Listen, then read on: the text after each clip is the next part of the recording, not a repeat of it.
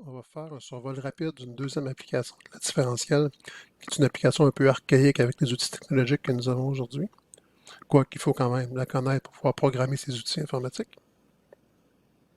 Il s'agit de la recherche des zéros d'une fonction, ce qu'on appelle aussi la méthode de Newton-Raphson. Alors, en quoi ça consiste? Ouais, ça consiste d'approcher le zéro de la fonction par étapes successives. En fait, ici, je me prends un nombre quelconque, en espérant qu'il ne va pas être trop loin du zéro, mais ça n'a pas tant d'importance. Ça converge quand même très souvent et rapidement. Je prends un nombre x0. Ce que je fais, je vais sur la fonction. Donc, je fais f de x0 ici. À ce point-là, je trace une tangente à la fonction. Une droite tangente qui est ici. Et voilà. Et cette droite tangente, quand elle va couper l'axe des x, ça va déterminer une nouvelle valeur de x que je vais appeler x1. Et je recommence le processus. Je viens sur la fonction, je trace une droite tangente, et l'endroit où je coupe l'axe des x devient x2. Ici, on peut facilement se convaincre en général. On va finir par arriver sur le zéro de la fonction. Et quand on va être sur le zéro de la fonction, on ne bougera plus. Parce que quand je vais aller sur la fonction, ben, je vais être à zéro. Quand je fais la tangente, je reste à zéro. Donc je vais vraiment être stabilisé ici, sur le zéro de la fonction, et je vais avoir trouvé la valeur cherchée. Comment on y arrive, mathématiquement? Ben, j'utilise ici le fait que delta f est environ égal à df. Là, j'ai mis un égal ici, plutôt environ égal. Et ce qu'on dit, c'est que quand je vais partir de f de x, ce que je veux, c'est que éventuellement, l'évaluation suivante soit le zéro de la fonction. Donc, que la valeur de f, du y, soit 0. Donc, ce terme-là, je le pose égal à 0. J'obtiens que moins f de x égale f' de x fois. Puis delta x, en fait, c'est quoi? C'est le passage de x à x plus delta x. Donc, c'est la différence entre x plus delta x et x. C'est x plus delta x moins x. Donc, moins f de x égale f' de x fois x plus delta x moins x. Maintenant, si je dis que mon x0 que j'ai choisi, j'aurai que moins f de x0 égale f' de x. Ici, pourquoi je l'écris comme ça? C'est parce que ça va être le x suivant. Donc, ça va être le x1 moins le x0. Parce que x1, c'est x0 plus delta x. Et mon but, c'est de trouver x1. Mon but, c'est de trouver le nouveau x qui est ici et de le refaire à chaque étape pour arriver au x où je coupe l'axe des x. Donc, je vais isoler x1. x1, si je l'isole ici, ce sera x0 moins f de x0 sur f' de x0. Donc, si je vais envoyer diviser f' de x0, puis je vais envoyer x0 additionner de l'autre côté. Donc, en général, si je le fais n fois, j'aurai que x indice n plus 1, c'est x indice n moins f de x indice n sur f' de x indice n. La valeur suivante, le x suivant égale le x précédent, ou le x actuel, moins la fonction évaluée à ce x-là sur la dérivée évaluée à ce x-là. Par exemple, si je veux trouver le 0 de f de x égale x3 plus x plus 1, ben, je vais prendre un nombre x0, je vais essayer qu'il soit près de 0, fait que je prends des nombres, je les remplace, puis quand j'ai une valeur qui me satisfait, que j'arrive à quelque chose qui est petit, je peux le considérer comme x0. Mais même si je suis assez éloigné, en général, ça converge quand même, et ça converge très vite. Donc, ma fonction sera x3 plus x plus 1, ma dérivée sera 3x2 plus 1.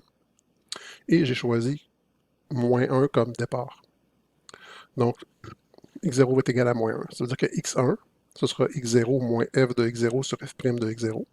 x0, c'est moins 1. Je remplace x par moins 1 dans ma fonction, donc moins 1 au cube plus moins 1 plus 1, divisé par, je remplace x par moins dans ma dérivée. Donc 3 fois moins 1 au carré plus 1. Je fais le calcul, j'arrive à moins 0,75. Donc ça, c'est ma première estimation du zéro de la fonction.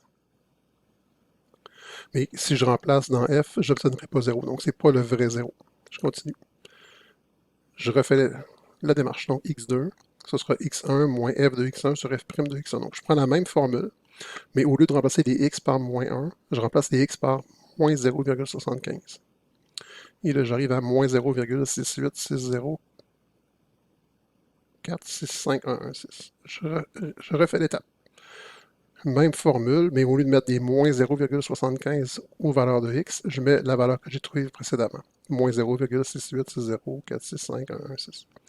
J'arrive à moins 0,682339586. D'une étape à l'autre, quand les décimales ne changent pas, c'est qu'elles sont exactes. Donc là, je sais que la vraie 0 commence par moins 0,68.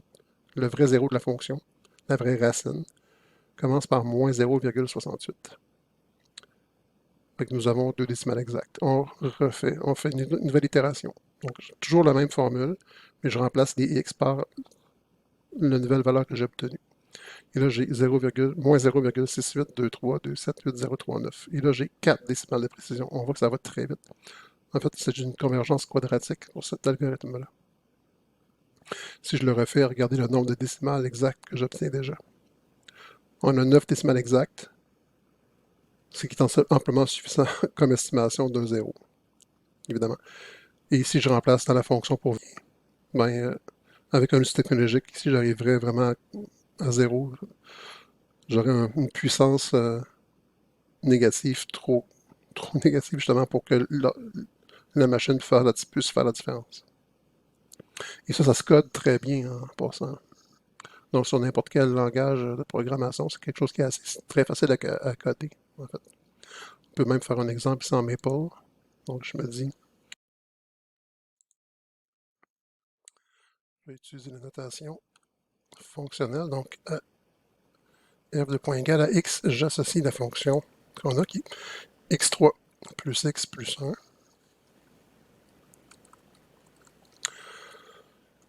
Je vais nommer ma dérivée df. Là, ça a l'air d'être un différentiel, donc je vais mettre plutôt der dérive f, 2 points, égal. Je peux utiliser l'opérateur différentiel vu que j'ai pris la notation fonctionnelle. La dérivée sera 3x2 plus 1. Et je vais me faire tout simplement une petite boucle. Donc, for from 1 to, je mets le nombre d'étapes que je veux, je vais mettre 10. Do. Ah, ici, avant, je devrais lui dire ma valeur initiale, donc mon x0, c'est moins 1. Do, ici, x, i. Donc, quand i va valoir 1 au début, c'est pas i, c'est un 1. Quand i va valoir 1 au début, si je vais avoir x1, donc x1 deviendra le x précédent. Donc, x0, comment je lui dis ça? Ben, je dis x indice i-1. Donc, quand i vaut 1, i-1 vaut 0.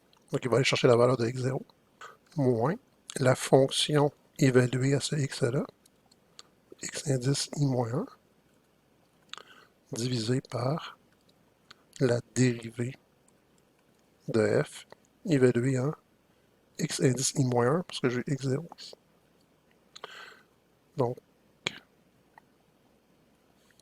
quand i vaut 1, je vais avoir mon x1 à partir de x0. Là, je vais avoir une valeur de x1. Après ça, il va falloir incrémenter à 2. Je vais pouvoir trouver mon x2 à partir des x1, et ainsi de suite. À la fin, je vais avoir le x10 à partir des valeurs de x9. Là, si je lui demande comme ça, il va me les sortir en fraction exacte. Donc, ça ne sera pas lisible. Fait que je vais lui demander une approximation numérique à chaque fois. Et à coup j'ai terminé ça, je peux mettre fin à ma boucle. End do. Et voilà. Je lance l'algorithme. Et on voit que ça converge très vite. Donc, on a notre moins 0,75. Notre première approximation qu'on avait tout à l'heure, ici, moins 0,686465. Et je m'en viens comme ça, puis on voit évidemment que ça converge de cette étape-là. On est sur le 0. Là. Ça ne bouge plus. On a vraiment trouvé notre 0. Donc, très facile à coder.